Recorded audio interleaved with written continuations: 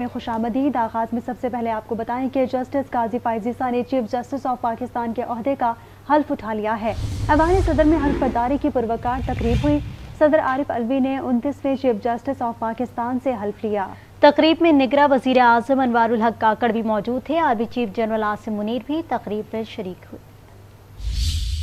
बिस्मिल्लाहिर्रहमानिर्रहीम। मैं काजी फाइज ईसा सिद्क़े दिल से हल्फ उठाता हूँ कि मैं पाकिस्तान के साथ सच्ची हिमायत और वफादारी निभाऊंगा कि चीफ जस्टिस ऑफ पाकिस्तान की हैसियत से मैं अपने फ़राइज़ और कार हाय मनसबी अपनी भरपूर सलाहियत के मुताबिक दयानतदारी और वफादारी से इस्लामी जमहूरिया पाकिस्तान के आइन और कानून के मुताबिक सर अंजाम दूंगा कि मैं अपनी ज़ाती मफाद को अपने सरकारी काम या सरकारी फ़ैसलों पर असरअंदाज नहीं होने दूंगा कि मैं इस्लामी जमहूरिया पाकिस्तान के आइन को बरकरार रखूँगा और इसका तहफ़्फ़ुज़ और दिफा करूँगा, और ये कि मैं हर हाल में हर किस्म के साथ किसी खौफ या रियायत के बग़ैर और किसी रग़बत या इनाद के बग़ैर इंसाफ करूँगा। अल्लाह ताला मेरी मदद और रहनुमाई फरमाए, आमीन। चीफ जस्टिस काजी फाइज ईसा ने अपने ओहदे का हल्फ उठा लिया। चीफ जस्टिस काजी फाइज ईसा 26 अक्टूबर 1959 को कोयटा में पैदा हुए। कानून की तालीम लंदन से हासिल की। आपको बताएं कि 5 अगस्त 2009 को जज बलूचिस्तान हाई कोर्ट भी बने। 5 सितंबर 2014 को सुप्रीम कोर्ट में बतौर जज के ओहदे का हल्फ उठाया। वो 25 अक्टूबर 2024 को रिटायर्ड हो जाएंगे। चीफ जस्टिस काजी फाइज ईसा 26 अक्टूबर 1959 को कोयटा में पैदा हुए। इब्तिदाई तालीम कोयटा से ही हासिल की। 1985 में एडवोकेट हाई कोर्ट और 1998 में एडवोकेट सुप्रीम कोर्ट बने। 2009 में chief justice Balochistan high court मुकर्रर हुए। उनकी पहली तैनाती ही बतौर चीफ जस्टिस हाई कोर्ट थी। 2011 में चीफ जस्टिस काजी फाइज ईसा को मेमो गेट अदालती तहकीकाती कमीशन की सरबराही सौंप दी गई। जस्टिस काजी फाइज ईसा को 5 दिसंबर 2014 को सुप्रीम कोर्ट का जज मुकर्रर किया गया। 8 अगस्त 2016 को कोयटा खुदकुश हमले की तहकीकात के लिए जस्टिस काजी फाइज ईसा की सरबराही में कमीशन तश्कील किया गया। तहरीक इंसाफ हुकूमत में सदारती रेफरेंस पर समाअत की। जस्टिस काजी फाइज ईसा ने सदारती रेफरेंस को सुप्रीम कोर्ट में चैलेंज कर दिया। सुप्रीम कोर्ट के 10 रुकनी बेंची अक्सरियत ने सदारती रेफरेंस को मुस्तरद कर दिया और सुप्रीम जुडिशल काउंसिल को कार्रवाई से रोक दिया था। इसी पर बात करने के लिए हमारे साथ मौजूद हैं तारिक चौधरी। तारिक चौधरी, बताइएगा इस वक्त ऐवान सदर में जब तकरीब मुनाकिद की गई वहाँ का माहौल कैसा था, और अब तो हल्फ उठा लिया गया है, और तमाम तर जो सरगर्मियाँ हैं वो अगर हम बात करें प्रीवियसली भी तो उनका काफ़ी बैकग्राउंड स्ट्रॉन्ग दिखाई दिया और काफ़ी काजी फाइज ईसा ने अपनी खदमात भी सर अंजाम दिए। आगाह कीजिएगा। देखिए जी, 29वें चीफ जस्टिस की तकरीबी हल्फबर्दारी तो खत्म हो चुकी है और अब जजेज और दीगर मेहमान जो है वो याद का रसूल हो चुके हैं या रसूल हो रहे हैं। सबसे अहम बात यह है कि आज छुट्टी का रोज जो है, तकरीर का रोज ये तकरीब मुनक़्क़द की गई है और कल से 29वें चीफ जस्टिस जो है बाकायदा तौर पर सुप्रीम कोर्ट की इमारत में बैठकर मुकदमात की समाअत करेंगे। इससे पहले वो एक जज के तौर पर सुप्रीम कोर्ट में और उससे पहले बलूचिस्तान हाई कोर्ट में हाई कोर्ट के चीफ जस्टिस के तौर पर भी काम कर चुके हैं। तो जाहिर है ये उनका जो 14-15 माह का टेन्योर होगा, अगले साल अक्टूबर में उनकी रिटायरमेंट होगी। तो इस दौरान बड़े अदालती चैलेंजेस उनके सामने हैं। आपको ये भी मालूम है कि 54,000 केसेज जो है वो सुप्रीम कोर्ट में पेंडिंग है।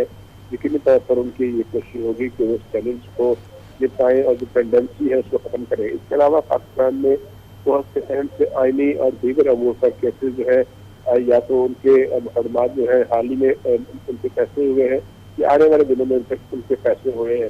तो यकीनी तौर पर बड़ा एक अहम चैलेंजिंग जो है वो दौर का आगाज होगा और बड़े अहम जो कि इस दौरान इंतखाबात हो रहे हैं मुल्क में, कैसे हुकूमत है, कई आइनी हालात उनके सामने आ सकते हैं, कई आइनी प्रोटेक्शन उनके सामने आ सकती है। आपको ये भी मालूम होगा कि पाकिस्तान तहरीक इंसाफ ने इंतखाबात के जल्द निकास के लिए पिटीशन भी कर रखी है। तो ये सारी ऐसी चीजें हैं जो यकीनी तौर पर नए चीफ जस्टिस के लिए बड़ा चैलेंज होगा।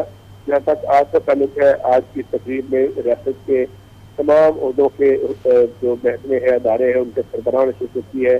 प्राइम मिनिस्टर अपनी काबीना के साथ मौजूद थे। सुप्रीम कोर्ट के तमाम जजेस हजरात जो है और इस्लामाबाद हाई कोर्ट के दीगर हाई कोर्ट के जजेस मौजूद थे। इसके अलावा आज भी चीफ मौजूद थे तकरीब में खुद, और उन्होंने भी इस तकरीब को विटनेस किया है।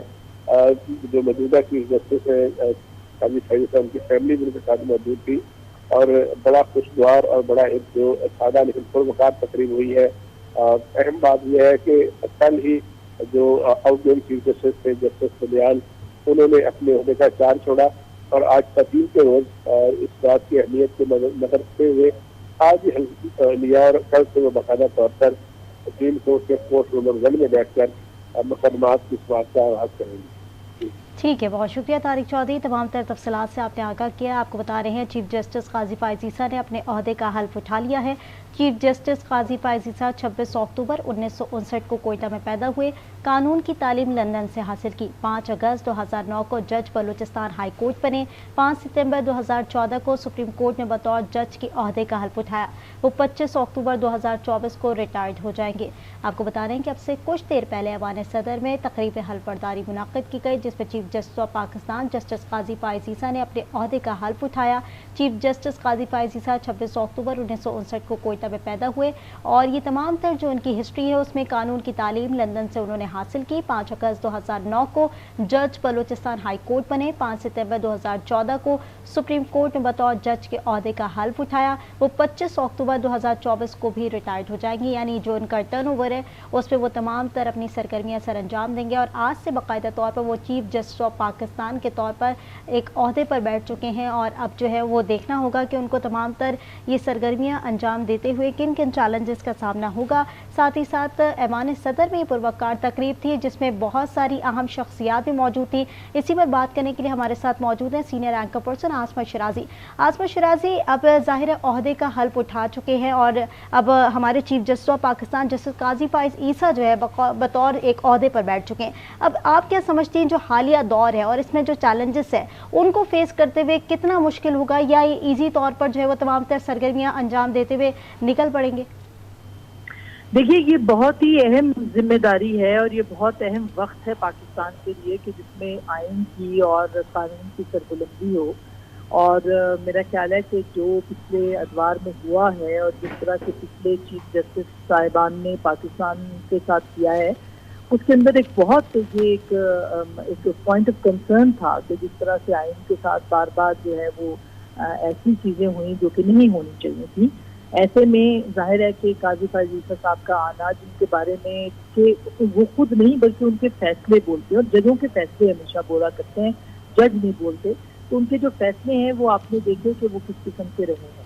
और अब ये मेरे लिए तो बड़ी एक मैं इससे पहले कि उनके फैसलों पे आऊँ, उनकी जो बीवी हैं, उनकी अहलिया हैं सरीना फाइज ईसा, उनके साथ खड़े होके हल्फ देखना करना, मेरा ख्याल है कि ये एक तारीखी हैसियत और एक सिग्निफिकेंट बात है। ये पाकिस्तान में इससे पहले कभी नहीं हुई और उसकी वजह ये है कि काजी फाइज ईसा ने से उस सदर ने लिया ओट, जो सदर जो है उनके खिलाफ एक रेफरेंस जो थे भेज चुके थे।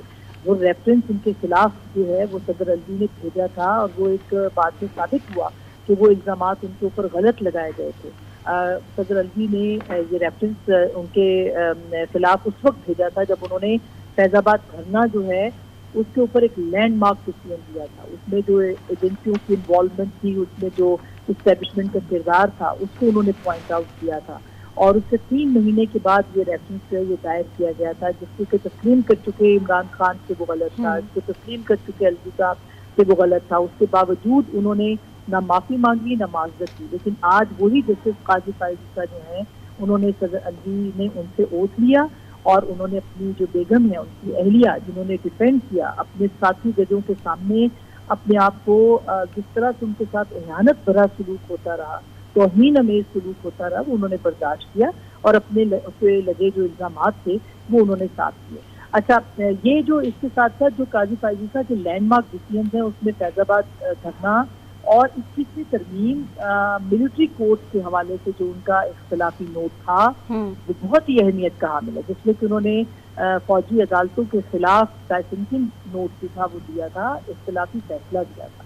इसी तरह से जो मुख्तलिफ मामलात हैं, मसलन जो कोयटा के अंदर आपको याद होगा कि बहुत से वकला जो हैं वो शहीद हुए थे, उसके ऊपर भी उन्होंने एक लैंडमार्क डिसीजन लिखा था और उसकी जो इंक्वायरी थी वो रिपोर्ट के ऊपर थी। और फिर बहुत से ऐसे फैसले हैं जिसपे काजी फाइज ईसा साहब जो हैं उन्होंने अपना माइंड दिया, अपने फैसले दिए और हाल ही में और उसके बाद फिर उन्होंने भुगता भी कि जो आईनी मुकदमे होते थे बतौर सीनियर उन्हें उनको उसमें शामिल ही नहीं किया जाता था, और फिर जो प्रैक्टिस एंड प्रोसीजर जो स्ट्राइक डाउन किया उसको मुअत्तल किया, यानी वो कानून बना नहीं और उसके ऊपर स्टे हो गया।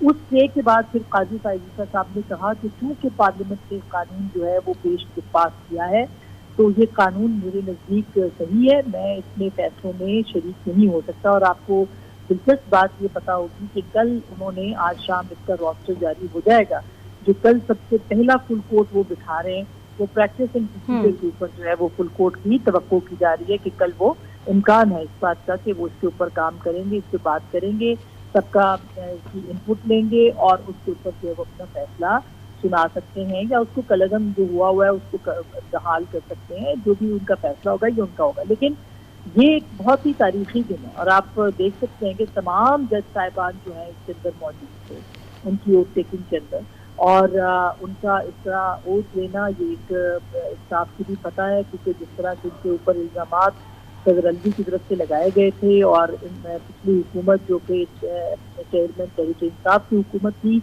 उन्होंने जो इल्जामात लगाए थे, आज ये इसका बैन सबूत है कि वो पतायाब हुए हैं। लेकिन अब तवक्को की जाएगी कि इंतखाबात के हवाले से भी उनके सामने एक मुकदमा आ सकता है 90 दिनों के अंदर करने के लिए। और ये जी, और ये बहुत इंपॉर्टेंट होगा देखना अगर उनके पास ये आता है मुकदमा 90 डेज के विदिन, जो कि कॉन्स्टिट्यूशन कहता है, तो उसके ऊपर क्या फैसला करते हैं। परसों एतराज के साथ ये जस्टिस बंदियाल के दौर में ही ये एतराज लगा के रजिस्ट्रार ने वापस भेज दिया था ये मुकदमा, अगर आपको याद हो। तो बहुत सारे अहम मुकदमात होंगे आइंदा आने वाले दिनों में और इसको अब देखेंगे कि क्या किस तरह मामला आगे बढ़ते हैं। ठीक है, देखना होगा कि किस तरह मामला आगे बढ़ते हैं। बहुत शुक्रिया सीनियर एंकर पर्सन आसमा शराजी, आप हमारे साथ मौजूद थी। हमें ज्वाइन कर चुके हैं माहिर कानून राजा खालिद। राजा साहब, आपसे जानना चाहूँगी, जस्टिस काजी फाइज ईसा पाकिस्तान के नए चीफ जस्टिस मुकर्रर हो चुके हैं। अदलिया के हवाले से आइंदा आने वाला एक साल जिस टाइम पीरियड में उनकी तकर्री रहेगी वो कैसा होगा अदलिया के लिहाज से, और उनको किन किन चैलेंजेस का सामना करना पड़ सकता है? देखिए, हम एक बदतरीन दौर से गुजरे हैं। मैं समझता हूँ कि उमर अता बंदियाल साहब का जो दौर था, उनकी जो टर्म थी, वो पाकिस्तान की जुडिशल हिस्ट्री का बदतरीन दौर था, उससे गुजरे हैं। अब जरूरत इस बात की है कि जिस अदलिया को बुरी तरह से उन्होंने तकसीम किया, उस अदलिया को जोड़ा जाए। कैप्टन की हैसियत से, चीफ की हैसियत से, एक टीम लीडर की हैसियत से इनका फर्ज बनता है कि अदलिया के अंदर तकसीम को ख़त्म किया जाए। कोई एक दूसरे के साथ, यानी जो उनके कता ताल्लुक तक मामलात रहे, उन्हें ख़त्म करते हुए अपनी टीम को एतमाद के साथ लेके वो चलें। काजी साहब का जो माजी है वो तो बड़ा शानदार है, पढ़े लिखे इंसान हैं, दयानतदार हैं। जरूरत जो तवक्कुआत हैं इनसे वो ये कि रूल ऑफ लॉ और एडमिनिस्ट्रेशन ऑफ जस्टिस, ये नहीं कि 50,000 से ज्यादा लोगों के केसेस पेंडिंग रहे हैं साल हर साल तक, उनकी कोई सुनवाई ना हो, और वो अर्ली हियरिंग की पिटीशंस मूव कर करके तो बेचारे थक हार के घर बैठ जाएं। लेकिन एक पिटीशन, ये बंदियाल साहब की मैं मिसाल दे रहा हूँ कि पिटीशनर और एक कौंसल, एतजाज साहब पिटीशनर थे उस केस में और कौंसल थे खोसा साहब, पहले दिन जाके जवान पार्क में मिलते हैं, दूसरे दिन चीफ जस्टिस साहब को मिलते हैं। ये कोड ऑफ कंडक्ट के खिलाफ है कि पार्टीज आपको आके आपके चैम्बर में मुलाकात करें और नेक्स्ट डे के लिए वो केस लग जाता है। इस तरह का इंसाफ हमें नहीं चाहिए। इंसाफ वो हो जिसके जो सबके लिए एक तरह का हो, उसके पैरामीटर्स और उसके पैमाने सबके लिए बराबर हों, और बिल्कुल इंसाफ के तकाजे सबके लिए बराबर होने चाहिए। और बहुत सारे ऐसे चैलेंजेस हैं जो कि उन्होंने अभी फेस करने हैं, क्योंकि इक़्तिदार में वो आ चुके हैं और ओहदे पर बैठ चुके हैं, और उसके बाद तमाम तर सरगर्मियाँ अब उन्होंने दोबारा शुरू करनी है। हमारे साथ पैनल में मौजूद थी आसमा शराजी, तारिक चौधरी हमारे साथ मौजूद थे, राजा खालिद माहिर कानून मौजूद थे। आप तीनों के वक्त का बेहद शुक्रिया।